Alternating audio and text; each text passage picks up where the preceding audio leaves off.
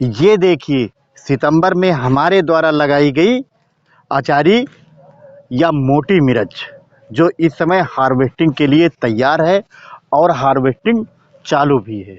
दोस्तों, खेती से संबंधित जब मैं आखिरकार यह फैसला कर लेता हूँ कि वाकई कोई परिणाम हासिल करने लायक, तो मैं उस पर काम करने लगता हूँ और तब तक उस पर एक के बाद एक कोशिश करता रहता हूँ जब तक वह परिणाम हासिल नहीं हो जाता। नमस्कार किसान भाइयों, मैं राजेश वर्मा, आपका अपने ग्रो फार्मिंग में स्वागत है। दोस्तों, हमारे वीडियो को लाइक करें और हमारे चैनल को सब्सक्राइब करें।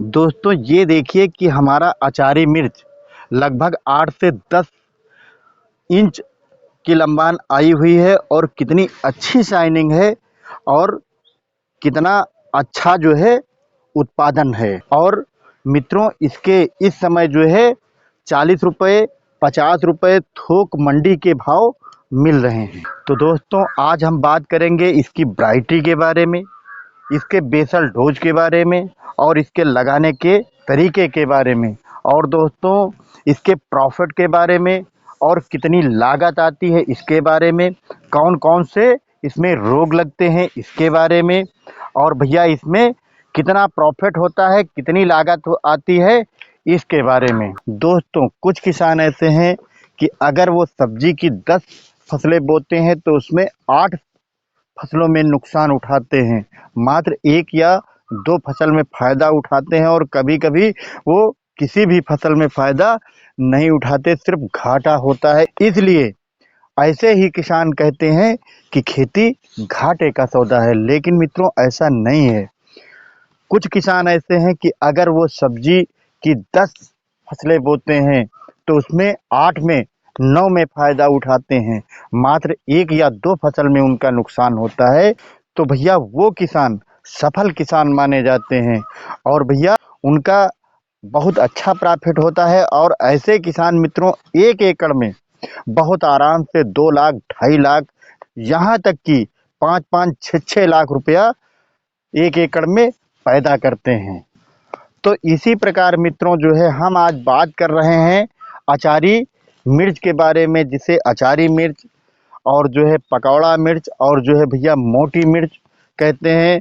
मित्रों, इसका अचार में ज़्यादातर उपयोग होता है और भैया इसी का जो है पाउडर भी बनता है, क्योंकि मित्रों ये पक जाने पर काफ़ी तीखी हो जाती है। तो मित्रों, जो आप मार्केट में पाउडर खरीदते हैं तो उसमें इस मिर्च का भी पाउडर होता है। दोस्तों, सर्वप्रथम हम बात करेंगे कि अगर आप अचारी या मोटी मिर्च की खेती कर रहे हैं तो इसमें 1 एकड़ में कितना पौधा लगता है और मित्रों एक पौधा जो है कितना उत्पादन देता है। तो मित्रों, अगर आप जो है इसको बेड बनाकर मल्चिंग पर लगा रहे हैं तो आपके खेत में 1 एकड़ का एरिया है तो उसमें भैया 10,000 के आसपास पौधा लगेगा और भैया एक पौधा 3 से 4 किलो तक उत्पादन देता है। अगर भैया आप हरी मिर्च उसकी शुरुआत में तोड़ाई करते हैं तो वहाँ पर दोस्तों इसका उत्पादन बढ़ जाता है।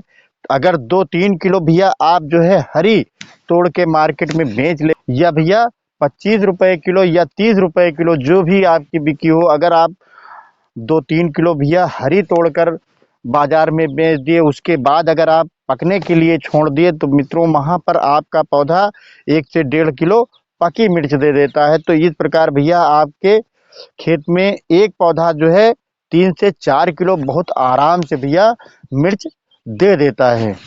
और भैया इस समय जो है हमारी मंडी में जो मिर्च जा रही है ये भैया 40 रुपये 50 रुपये थोक में बिक जाती है। तो दोस्तों, अगर 1 से 1.5 किलो आपका पौधा लाल मिर्च दे गया, वो भैया मात्र 40 रुपये किलो ही बिका, तो वो पौधा 40 रुपये का हो गया। और भैया उससे अगर 2-3 किलो आप हरी मिर्च निकाल लिए हैं तो भैया जो है आपका पौधा लगभग 70-80 रुपये का पड़ जाएगा। और अगर आपके खेत में भैया 10,000 पौधे लगे हैं, उसमें मित्रों 2,000 2,500 पौधे नष्ट भी हो गए, मात्र जो है 7,000-8,000 पौधे लगे और एक पौधा जो है आपका अगर भैया 70-80 रुपये दे रहा है, हम मान लेते हैं कि इससे कम ही रेट में बिका, अगर आपका 50 रुपये एक पौधा दे दिया, तो आप अनुमान लगा लें कि आपका खेत जो है 3.5 से 4 लाख जो है बहुत आराम से भैया दे देगा। और मित्रों, 1 एकड़ में जो आपकी लागत लगेगी, वो अगर आप बेड पर, मल्चिंग पर और अगर सारे सिस्टम से अच्छी पैदावार अगर आप लेना चाहते हैं, तो भैया निश्चित है कि आपके खेत में 1 एकड़ के 50 से 60,000 रुपये तक आपकी लागत लगेगी। अगर आपका खेत जो है 4 लाख रुपए दिया और 60,000 रुपये आप उसकी लागत निकाल दें, तो भैया आप अनुमान लगा लें 3 से 3.5 लाख रुपए आपका प्रॉफिट होगा। मित्रों, दूसरी हम बात करेंगे इसकी वैरायटी के बारे में। तो भैया जो है कलश की जो है सिद्धि आती है, जो इस बार हम लगाए हुए हैं। और भैया नून हंस बासप की यूएस 730 आती है। और भैया वीएनआर की 38 नंबर आती है। ये भैया सुपर क्लास की वैरायटियां हैं।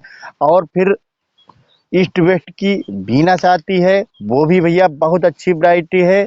आप भैया इनमें से कोई भी वैरायटी ले लें, ये भैया बहुत अच्छी वैरायटियां हैं।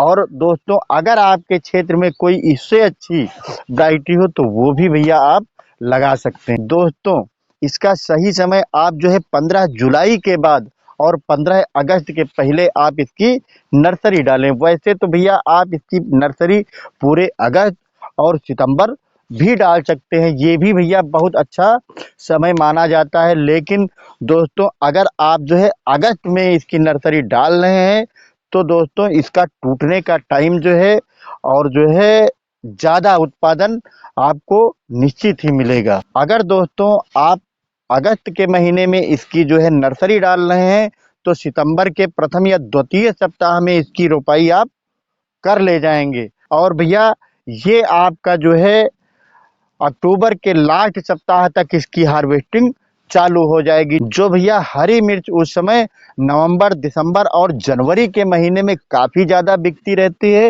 वो भैया आपको बहुत अच्छा फायदा देगी। दोस्तों, रोपाई से पहले आप जो है अच्छी तरीके से अपने खेत में जो है ताकत दे दें।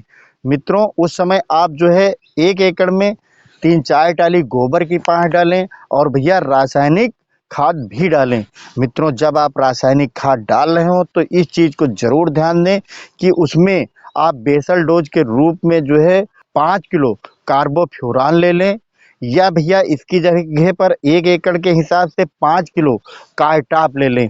ये मित्रों उसमें गबड़ कर जो है आप इसमें ज़रूर डालें, क्योंकि उससे एक तो आपके पौधे में मोटेट की समस्या नहीं आएगी, जो भैया जड़ों में गांठें बन जाती हैं और पौधा विकास नहीं करने देती।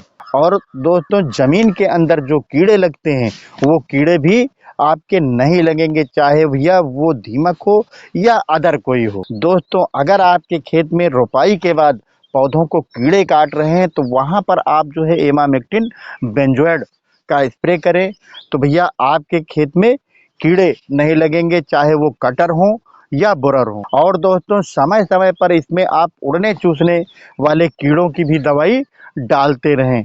उसके लिए भैया आप एसिटामिप्रिड का इस्तेमाल करें, या तो भैया इमिडाक्लोप्राइड आता है, उसका इस्तेमाल करें। अगर मित्रों इसको आप समय समय पर डाल रहे हैं, तो आपके पौधे में किसी भी प्रकार का उड़ने चूसने वाले कीड़े भैया नहीं लगेंगे। और दोस्तों, जब आपका पौधा 15-20 दिन का हो जाए, तब मित्रों आप जो है इसमें ग्रोथ प्रमोटर डालें, जिससे भैया आपका पौधा तो अच्छा चलेगा ही, साथ में दोस्तों आपके जो है कलों की संख्या बढ़ाएगा और साथ में फल फूल की संख्या बढ़ाएगा। उसके लिए भैया आप सिजेंटा की क्वांटिटी ले सकते हैं, बायर कंपनी की एम्बिशन ले सकते हैं, और दोस्तों एक समरस आती है, ये टॉनिक ले सकते हैं। दोस्तों, ये चाहे जो टॉनिक लें, इसको भैया 30 से 35 ml 15 लीटर प्रति पंप के हिसाब से जो है स्प्रे करें। और मित्रों, सितंबर के महीने में एक और समस्या आती है वायरस की।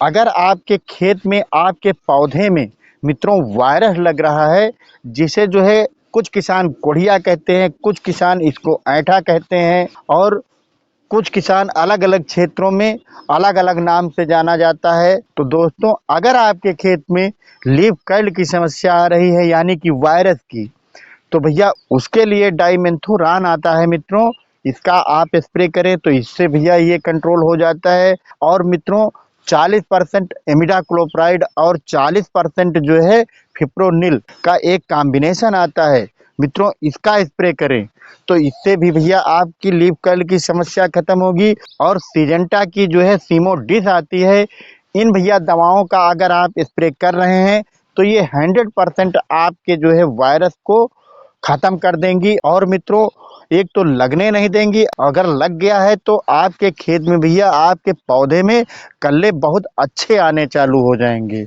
और दोस्तों हाँ, जब आपका पौधा बहुत अच्छा चल रहा हो और आपके खेत में बहुत अच्छे फल फूल आने लगे तो उस समय मित्रों आप जो है पीजीआर का उपयोग भी कर सकते हैं।